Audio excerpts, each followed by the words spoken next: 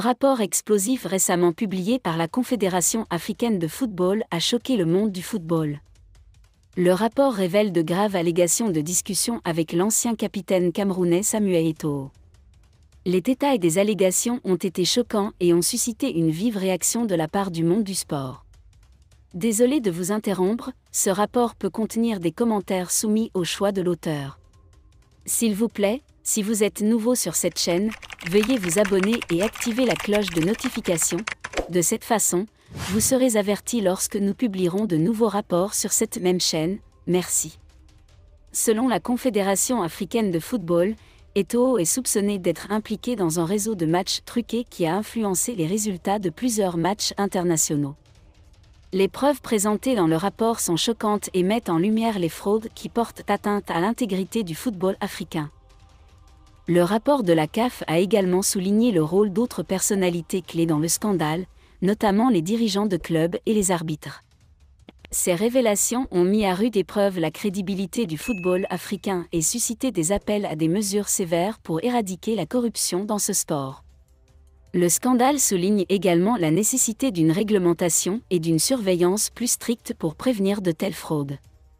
La CAF a déclaré qu'elle prendrait des mesures immédiates pour enquêter sur ces allégations et punir les responsables. Le rapport explosif de la CAF a choqué le monde du football africain et mis en lumière la corruption qui sévit dans ce sport.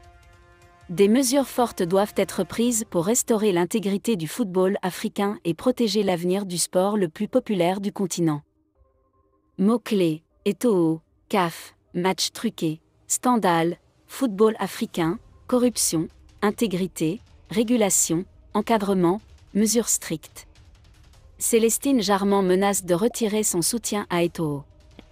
L'ancien militant du SDF et du MRC estime qu'il est également très important de promouvoir l'égalité, la tolérance et le respect entre tous les groupes ethniques au Cameroun. Les personnalités publiques, y compris les athlètes, ont le devoir d'être des modèles et de contribuer à renforcer l'unité nationale, et non à l'affaiblir. Appeler à des sanctions. Pour les acteurs politiques, les appels à des sanctions pénales contre les comportements discriminatoires et le bégaiement sont compréhensibles, car ils envoient un message clair: la société camerounaise ne tolérera pas de tels comportements. Les autorités compétentes, dont la Fédération camerounaise de football, FECAFOO, sont chargées de prendre les mesures appropriées pour protéger l'intégrité de l'équipe nationale et promouvoir l'unité nationale.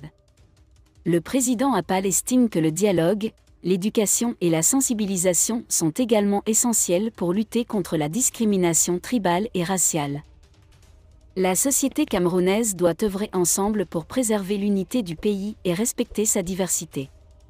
Tout homme ou toute femme est libre d'épouser qui il veut, cela ne fait aucun débat. Mais concernant un avertissement, et je cite, « Nous n'épousons pas des barmilex dans notre pays, ma femme est une Barça », est une déclaration méprisable et manifestement tribale pour au moins deux raisons. Tout d'abord, avec ces propos, l'auteur ne se contente pas de décrire une réalité qu'il regrette aussi, au contraire, il légitime cette réalité en insistant sur le fait que, d'ailleurs, j'ai épousé le Barça. La deuxième raison est qu'il semble associer l'ensemble de son groupe ethnique à nous, comme s'il était membre de ce groupe ethnique, ce qui est clairement en contradiction avec la réalité, car de nombreux frères de Baza sont mariés à une autre ethnie. Groupe pour filles.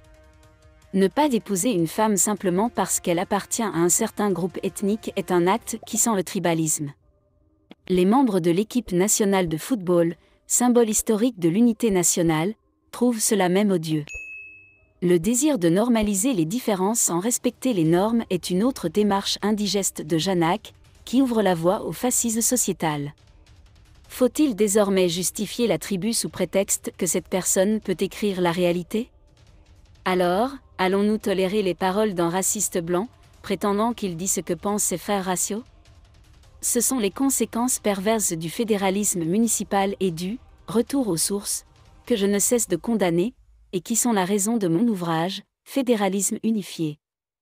Venant d'une personne totalement anonyme, ces propos sont déjà graves et répréhensibles, mais ne peuvent qu'entraîner les conséquences très graves. L'influence limitée, qu'elle vienne d'une personnalité publique ou d'un joueur de football qui est si bien payé pour l'un des principaux symboles de l'unité du pays, est non seulement inacceptable, mais elle est épouvantable. Merci d'être resté avec nous jusqu'à ce point, comme toujours pour promouvoir la liberté d'expression. Laissez vos opinions à ce reportage dans la section commentaires ci-dessous. Si vous avez aimé cette vidéo, merci de liker, partager, commenter et surtout vous abonner à la chaîne. Et on se retrouve très vite pour une prochaine vidéo.